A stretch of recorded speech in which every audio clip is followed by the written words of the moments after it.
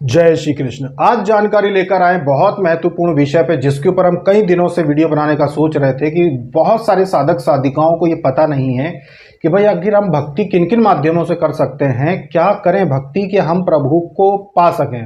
क्या करें। व्रत वाले दिन हम क्या कर सकते हैं, साधना के दौरान हम क्या क्या कर सकते हैं, साधना के दौरान ऐसे कौन से उपाय हैं जिनसे हमारी भक्ति इतनी दृढ़ हो जाए कि हम प्रभु को पा सके। तो आज ये वीडियो आपकी पूरी मन की शंकाएं समाप्त कर देगा। आज इस वीडियो से पूरी तरीके से जितने भी आपके मन में सवाल होंगे भक्ति को लेकर वो समाप्त हो जाएंगे और आप भक्ति पूरी श्रद्धा से कर पाओगे। हर एक तरीके से भक्ति करना आज आप सीख जाओगे इस वीडियो के माध्यम से। सबसे पहले हम आपको जानकारी देते हैं कि भाई ये जो भक्ति होती कहलाती क्या है। ये भक्ति कहलाती है नवधा भक्ति। नवधा भक्ति में कई प्रकार होते हैं भक्ति के, उन चीज़ों को आप समझेंगे अगर कि किस किस प्रकार से हम भक्ति कर सकते हैं तो आप अपने जीवन को सफल कर सकते हैं। सबसे पहला आता है श्रवण भक्ति। श्रवण भक्ति क्या होती है? श्रवण भक्ति होती है जो राजा परीक्षित ने की थी। राजा परीक्षित ने 7 दिनों तक श्रीमद् भागवत कथा सुनी थी, जिससे कि उनको मोक्ष की प्राप्ति हो जाए, और उनको मोक्ष की प्राप्ति हुई थी। तो ये होती है श्रवण भक्ति। सभी भक्ति के प्रकार पहले आपको बताते हैं कौन कौन सी होती है। श्रवण भक्ति सबसे पहले जो हम सुनते हैं भगवान के विषय में, जो उनकी कथाएं सुनते हैं, उनकी जो लीलाएं हैं, अवतार हैं, जो जो चीज़ें उन्होंने अवतार लेकर जितने दानवों का वध किया, किस तरीके से धर्म का प्रचार किया, धर्म की सुरक्षा की, तो ये सारी चीज़ें चाहे वो हम स्तोत्र में, प्रार्थना के रूप में, आरती के रूप में, ये जो हम गाते हैं, ये सारी चीज़ें श्रवण भक्ति में आती है। जो हम कानों से सुनते हैं, गाते हैं, ये श्रवण भक्ति में आती है। कीर्तन, ईश्वर के गुण, चरित्र और उनके विषय में जितनी भी घटनाएं हुई हैं उनके विषय में जब हम आनंद के साथ किसी प्रकार का भजन गाते हैं, कई प्रकार के भजन लोग खुद भी बना लेते हैं, जरूरी नहीं कि कहीं किसी से लिखवाया गया, नहीं, खुद भी अगर आप भजन गाते हो किसी प्रकार से, या उनकी किसी, जैसे मीराबाई थी, उन्होंने भजन, कितने सारे भजन बनाए, कितने सारे उन्होंने ऐसे ऐसे भजन बना के जो आज तक चल रहे हैं। तो ये जो भजन कीर्तन होता है, जहाँ पे आप जाके बैठते हैं, मंदिर में कहीं भजन चल रहा है आप जाके बैठ जाते हैं, कीर्तन चल रहा है आप जाके बैठ जाते हैं, ये कीर्तन भी भक्ति के अंतर्गत ही आता है। तो पहला होता है श्रवण, दूसरा होता है कीर्तन, तीसरा होता है स्मरण करना। यानी कि जो हम आपको बोलते हैं कि आप काम करते हुए, खाना बनाते हुए, ऑफिस का काम करते हुए भी प्रभु का नाम आप स्मरण करते रहो, चाहे वो उनका मंत्र, यानी कि इसमें जरूरी नहीं कि सिर्फ प्रभु की छवि को स्मरण करना, उनका आपका जो मूल मंत्र है, अगर जैसे हरे कृष्ण महामंत्र है या ओम नमः शिवाय मंत्र है, तो उसका जो आप मन में जाप करते हो ना, जो मानसिक जाप चलता रहता है आपका, ये भी स्मरण में आता है कि उनकी छवि को आप मन में बनाओ, उनके मंत्र को या उनके नाम को आप जाप करते रहो, ये स्मरण में आता है। तो ये करना भी भक्ति में आता है, जो हम आपको कहते हैं करने के लिए। इसके अगला आता है पाद सेवन, यानी कि ईश्वर के चरणों को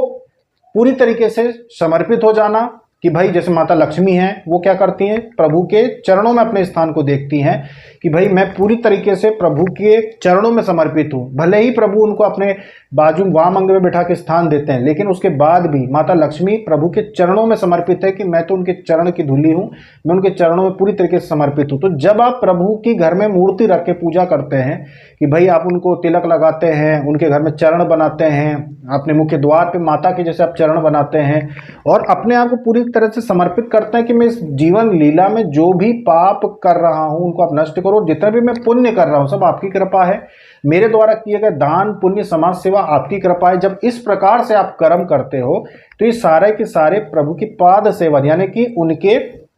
चरणों में आश्रय लेकर उनको आधार मानकर ही कर्म करने में गिना जाता है कि भाई आप उनके लिए ही सब कुछ कर रहे हो। इसके बाद आता है अर्चन करना। अर्चन का मतलब ये होता है कि जब आप किसी भी प्रकार से सामग्री एकत्रित करते हो, जैसे कि आप आरती की थाली सजाते हो, आप अक्षत से लेकर दूसरी सामग्री, आप तिलक है, चंदन है, पुष्प है, और सारी व्यवस्थाएं आप अपने घर के मंदिर में आप करते हो, या फिर आप मंदिर जाकर वहाँ पे सारी जो चीज़ें करते हैं ना, बोले मूर्ति स्थापित करके पूजा करने की क्या आवश्यकता है। तो ये हर बार जब जब कलयुग समाप्त होता है, दोबारा धर्म की स्थापना होती है, दोबारा सतयुग आता है, तो शुरुआती चीज़ें फिर से आ जाती हैं, फिर से मंदिर आ जाते हैं, फिर से मूर्ति पूजन और सारी चीज़ें व्यवस्था चलती रहती हैं, इसमें कुछ भी गलत नहीं है। तो ये सारी सामग्रियों की उपलब्धता करके जो आप प्रभु का पूजन करते हैं, ये अर्चना में आता है, अर्चन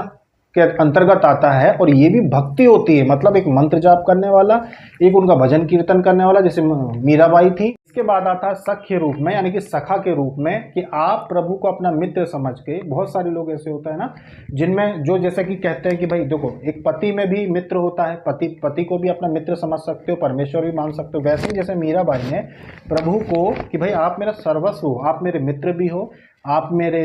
पति भी हो, मैं सब कुछ मानती हूँ, बस मुझे मोक्ष की प्राप्ति चाहिए। जैसे द्रौपदी ने श्री कृष्ण को अपना मित्र माना था कि आप मेरे सखा हो और आप मेरा जीवन का कल्याण करो, तो इसी प्रकार से आप भगवान को अपना मित्र, अपना सखा मानकर भी उस अगर आप स्थिति में आप पहुंच गए हैं कि आप उस स्थिति में उनको देख सकते हैं कि मेरे मित्र हैं और मुझे मोक्ष प्रदान करेंगे, तो इस रूप में भी अगर आप उनकी भक्ति करते हो तो ये भी आपको मोक्ष दिलाती है। तो ये सारे प्रकार होते हैं जिनसे आपकी भक्ति को गिना जाता है। तो सोच लो कि प्रभु ने कितने सारे आपको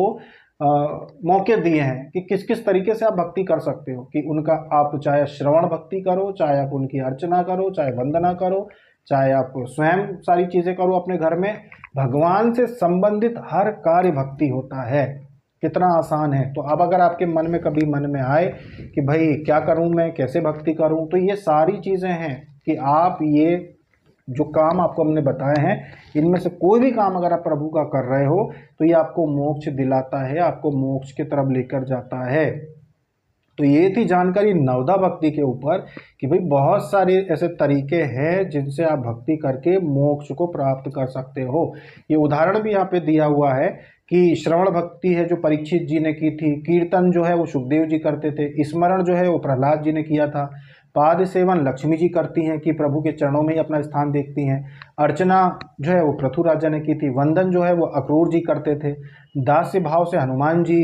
ने भक्ति की थी प्रभु की, सख्य भाव से अर्जुन ने की थी और द्रौपदी ने भी की थी, आत्मनिवेदन जो था वो बलि राजा ने किया था। ये सारे जो लोग हैं इनके उदाहरण दिए हैं कि भाई अलग अलग प्रकार से, अलग अलग रूप में भी